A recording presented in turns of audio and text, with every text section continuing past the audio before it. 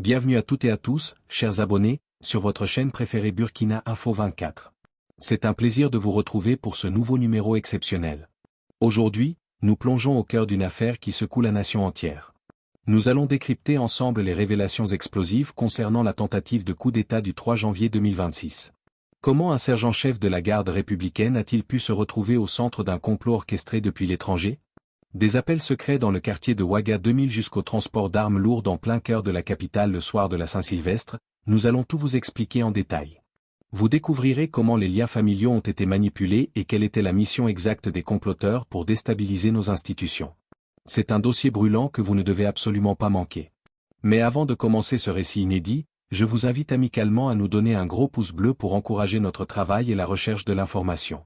Si ce n'est pas encore fait, abonnez-vous dès maintenant et activez la cloche de notification pour rester scotché et ne rien rater des prochaines mises à jour de l'actualité.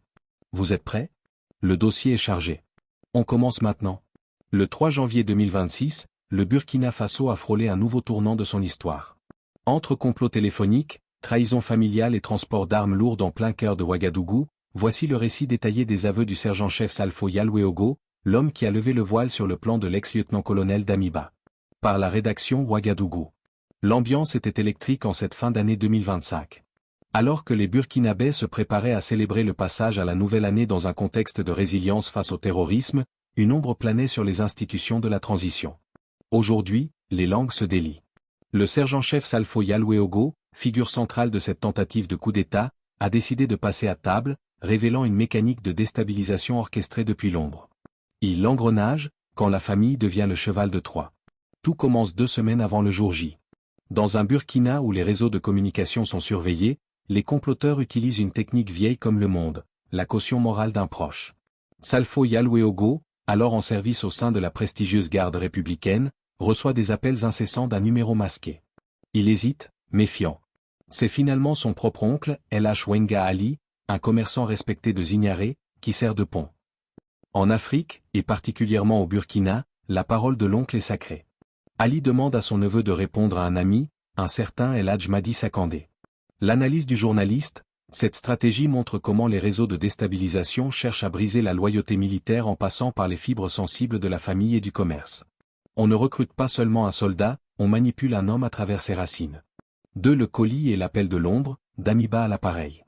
Le premier rendez-vous physique se déroule dans le quartier chic de Ouaga 2000, sur un terrain vague, loin des oreilles indiscrètes. C'est là que le basculement s'opère. Madi Sakandé tend un téléphone au sergent-chef. Au bout du fil, une voix familière pour les Burkinabés, celle de Paul-Henri Sandaogo Damiba, l'ancien président de la transition aujourd'hui en exil. Lors d'un second rendez-vous, cette fois dans le bureau feutré de Sakandé, les promesses tombent. Damiba joue sur 2 tableaux. L'intérêt matériel, il promet une commission, un colis, terme codé pour une forte somme d'argent. La fibre corporatiste, il appelle à la solidarité entre frères d'armes. Dans la vie quotidienne à Ouagadougou, où l'inflation et la guerre pèsent sur les ménages, de telles promesses de colis peuvent faire vaciller les convictions les plus fermes. Mais pour un soldat de la garde républicaine, censé être le dernier rempart du pouvoir, la trahison est totale. 31 décembre, une Saint-Sylvestre sous haute tension. Le projet est désormais clair, renverser les institutions. Yalweogo reçoit l'ordre de recruter des hommes sûrs. Imaginez la scène. Dans les casernes, entre 2 tours de garde, le sergent-chef sonde ses camarades, cherchant ceux qui, comme lui, pourraient être tentés par l'aventure. Le point culminant survient le 31 décembre 2026. Alors que les maquis, bars populaires, de Pagleyiri et de la zone du bois commencent à se remplir pour la fête, le sergent-chef Yalweogo commet l'irréparable. Il abandonne son poste de chef de piquet à la garde républicaine. C'est une désertion en plein service, une faute lourde. Dans son véhicule personnel, une scène digne d'un film d'action. 2 mitrailleuses PKMS, armes de guerre à forte puissance de feu. 4 caissettes de munitions prêtes à l'emploi. Il roule vers le quartier Pagleyiri, traverse la ville alors que les citoyens s'apprêtent à sabler le champagne ou à prier dans les églises. Il attend le signal final de Damiba. Mais les services de renseignement burkinabés, en état d'alerte maximale, ont déjà maille à partir avec le réseau. À 22h, l'étau se referme, Yalweogo est interpellé.